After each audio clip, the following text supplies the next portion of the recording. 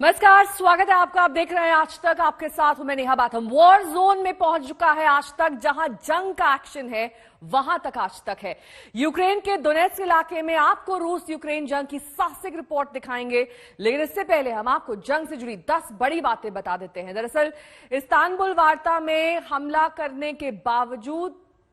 न करने के वादे के बावजूद रूस ने चर्निहिव इलाके में ताजा हमला किया और अमेरिका चर्निहिव पर रूस का नया हमला है और कीव के आसपास के इलाकों पर भी रूस द्वारा हमला किया जा रहा है। डोनेट्स्क इलाके में रूस यूक्रेन आमने सामने बताए जा रहे हैं, वहीं डॉनबास के इलाके में भी रूस का हमला देखा गया है। मध्य यूक्रेन के 2 तेल डिपो पर रूस का हमला हुआ है। इसके साथ ही मिकोलेव के स्पेशल फोर्स मुख्यालय पर रूसी हमला हुआ है। मिसाइल हमले में डनिप्रो काफी क्षतिग्रस्त हुआ। यूक्रेन को सुरक्षा गारंटी नहीं देगा अमेरिका। इसके साथ ही पुतिन को सलाहकारों ने दी है गलत जानकारी, यह भी अमेरिका अपने दावे में कह रहा है लगातार। और यूक्रेन को $500 मिलियन अतिरिक्त सहायता देगा अमेरिका। बात यूक्रेन में चल रहे जंग के एक्शन की, क्योंकि आज तक की टीम पहुंच गई है यूक्रेन के इसी इलाके में जहां रूस का कब्जा है। जी हां, डोनेट्स्क का वो इलाका जिस इलाके में देश का कोई न्यूज चैनल नहीं है, वहां है आज तक। देखिए वॉर रिपोर्टर गीता मोहन की साहसिक वर्ल्ड एक्सक्लूसिव वॉर रिपोर्टिंग।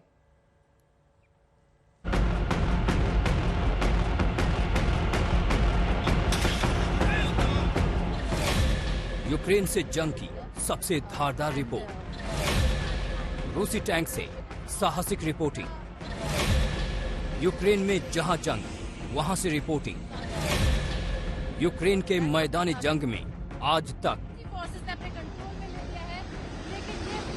जंग की रिपोर्टिंग कोई बच्चों का खेल नहीं, लेकिन आपका पसंदीदा चैनल पिछले 36 दिन से यूक्रेन के हर उस जगह से सीधी रिपोर्ट दिखा रहा है जहां मिसाइल बरस रही है, बमों के धमाके हो रहे हैं, जहां रूस और यूक्रेन की फौज एक्शन में है।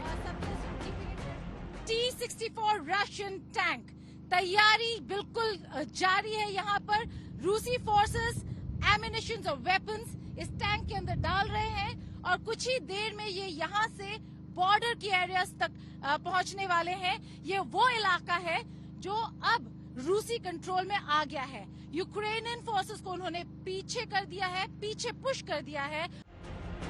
ये गोरलोवका का इलाका है, यूक्रेन के डोनेट्स्क ओब्लास्ट का हिस्सा, जो फिलहाल रूसी कंट्रोल में है, लेकिन यूक्रेनी फौज ने यहाँ मोर्चा खोल दिया है, लिहाजा रूस फौज एक्शन में है।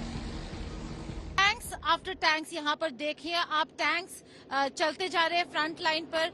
ये वो इलाका है, वो गांव है जो अब रूसी फोर्सेस ने अपने कंट्रोल में ले लिया है।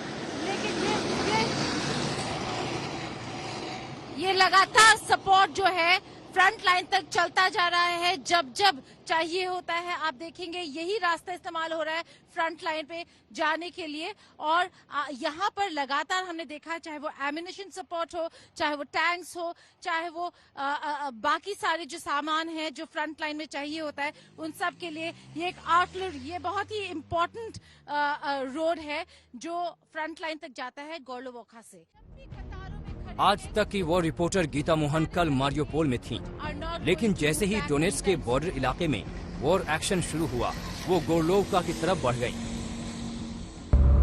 हम गोरलोवका जा रहे हैं जो नॉर्थ में पड़ता है डोनेट्स्क के, रशियन कंट्रोल में है। काफी समय से डोनेट्स्क के कंट्रोल में रहा है, जब से 2014 से जब से लड़ाई शुरू हुई तब से। लेकिन अब वहाँ पे यूक्रेनियन फोर्सेस ने शेलिंग शुरू कर दिया है। गोरलोवका के रास्ते में आज तक के कैमरे ने जो कुछ कैद किया, उससे साफ हो गया कि यूक्रेन की फौज ताबड़तोड़ एक्शन में है। रास्ते में रूसी T-72 टैंक कबाड़ में तब्दील नजर आया। हम गोरलोवका के रास्ते में है, लेकिन रास्ते में यहाँ पे एक अनडिस्क्लोज लोकेशन है जहाँ पे ऐसे रशियन T-72 टैंक्स, जो भी टैंक्स है जो यूक्रेनियन फोर्सेस के अटैक्स में खराब हो जाते हैं, उनको यहाँ लाया जाता है। ये T-72 है, वो देखिए वहाँ पे टैंक्स चल रहे हैं फ्रंट पे। गोरलोवका ज्यादा दूर तो मिशन यहाँ पे रूसी फोर्सेस का डोनेट्स्क के फोर्सेस के साथ चलता जा रहा है।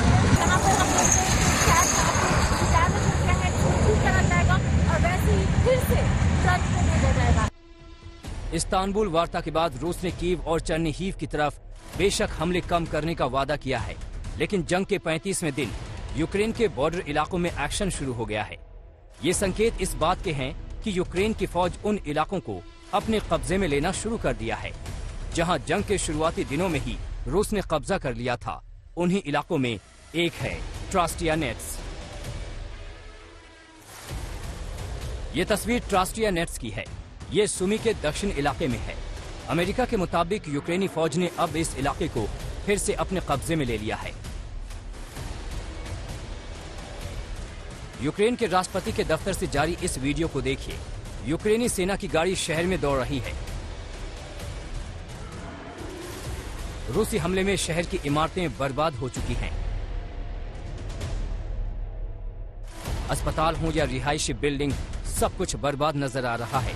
हालांकि यूक्रेनी फौज के दाखिल होने के बाद रूसी फौज यहां पहुंचने लगी है, यानी युद्ध का मैदान अब डोनेट्स्क के इलाकों में शिफ्ट होने लगा है। हम अभी गोर्लोवका से वर्क में तुर्स्काया जा रहे हैं, जहां पर गंभीर बैटल हो रहा है, बहुत फियर्स बैटल हो रहा है यूक्रेनियन और डीपीआर और रूसी फौजों के बीच में। साफ नजर आ रहा है कि जंग शांत होने की जगह तेज हो रही है। ये युद्ध का संभवतः नया दौर है। यूक्रेनी फौज एक्शन में है, रूस भी पलटवार के लिए तैयार है। गीता मोहन, डोनेट्स्क, आज तक।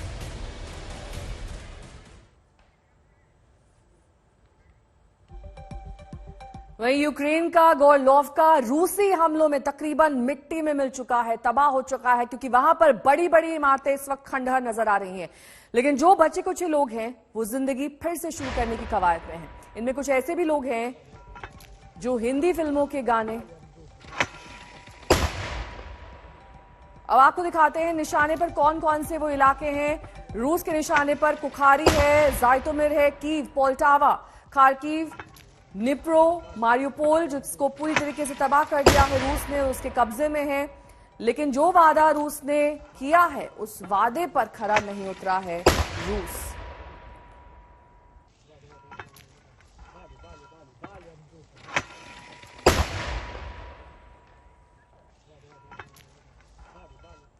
वहीं मारियोपोल में लोग जिंदगी फिर से शुरू करने की कवायद में लगे हुए हैं। वहां सब कुछ दरअसल रूसी सैनिकों ने तबाह कर दिया है। जो बचे कुछ लोग हैं वो अब नए सिरे से अपनी जिंदगी शुरू करना चाहते हैं।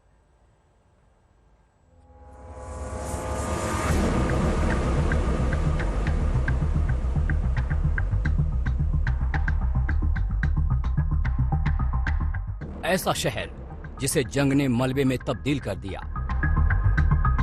ऐसा शहर जिसे रूस ने मटियामेट कर दिया,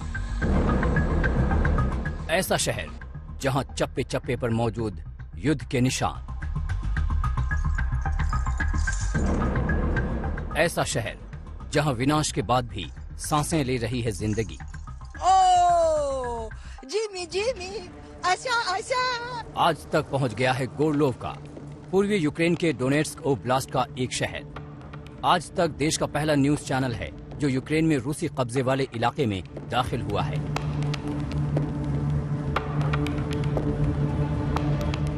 रूस के हमलों ने गोर्लोवका की इमारतों को तो नष्ट कर दिया, लेकिन यहाँ हमने देखा कि स्थानीय लोगों का इस्पाती जज्बा रूसी हमले से नहीं दिख पाया। यहाँ के लोग जिंदगी के बचे खुचे टुकड़ों को समेटकर नई जिंदगी शुरू करने की कोशिश में जुटे हुए हैं। गोर्लोवका सिटी जो बहुत भारी बमबारी फेस कर रहा है, शेलिंग फेस कर रहा है यूक्रेनियन साइड की तरफ से, क्योंकि यहाँ पे ज्यादातर रूसी लोग रहते हैं। 2014 से गोर्लोवका डोनेट्स्क के अंडर रहा है। शीशे टूट गए लेकिन हिम्मत नहीं टूटी। यहाँ पे लोग अपने गार्डन को अभी भी संभालने की कोशिश कर रहे हैं। जो ग्लासेस, शीशे जो टूट के गिरे थे इनके गार्डन में, कंप्लेन कर रही हैं, कह रही है कि मैंने अभी यहाँ पे जो सापलिंग्स, जो सीड्स लगाए हैं, जिसमें अभी सापलिंग्स भी नहीं आए हैं, अगले सीजन के फूल आने हैं, वहां पर उनका गार्डन डिस्ट्रॉय कर दिया गया। तो खुद लगी हुई हैं सुबह से ये शीशे हटाने के लिए। बहुत ही, अगर आप सिचुएशन देखें, लोग अपना घर छोड़ के नहीं जा रहे। ऐसा घर, ऐसा गार्डन जो उन्होंने बड़े दिल से मेंटेन करके रखा है, आज उन्हें उन्हीं गार्डन्स को, उन्हीं घरों में से शीशों को उठाकर, चुन चुन कर उठाना पड़ रहा है और हटाना पड़ रहा है। विनाश के बीच जिंदगी को फिर से शुरू करना कोई आसान काम नहीं। इसके लिए मजबूत जज्बा चाहिए, प्रेरणा चाहिए। ये जज्बा और प्रेरणा इन लोगों को मिल रही है बॉलीवुड से। जी हाँ, त्रासदी के बीच गोरलोवका में हमें ऐसे लोग मिले जो हिंदी फिल्मों के गीत गुनगुना रहे थे। घर टूट गया है लेकिन स्पिरिट नहीं टूटा। एलिना यहाँ पर न केवल कह रही है कि वापस से अपना घर वापस बनाएंगी, अपना गार्डन वापस बनाएंगी, लेकिन राज कपूर की बड़ी फैन है, वर्ल्ड वॉर 2 के बारे में बात कर रही हैं और ये कहा कि हिंदी फिल्म्स देख के उन्हें आंसू आ जाता है, इतना पसंद है। Elina, do once more what you did, the song Jimmy Jimmy.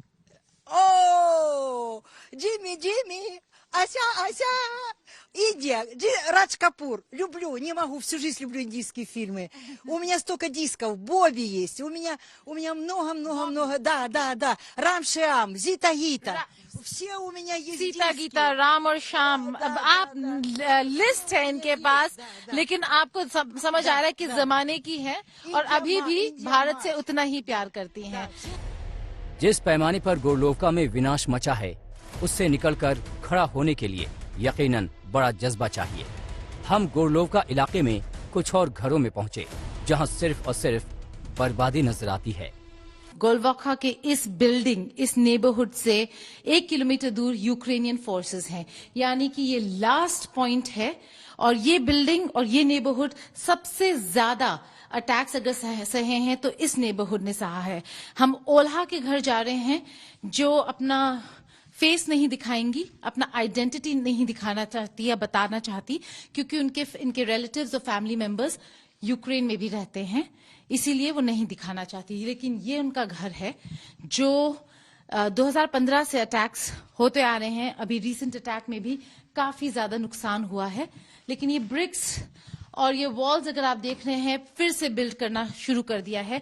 काफी डिटर्मिनेशन है।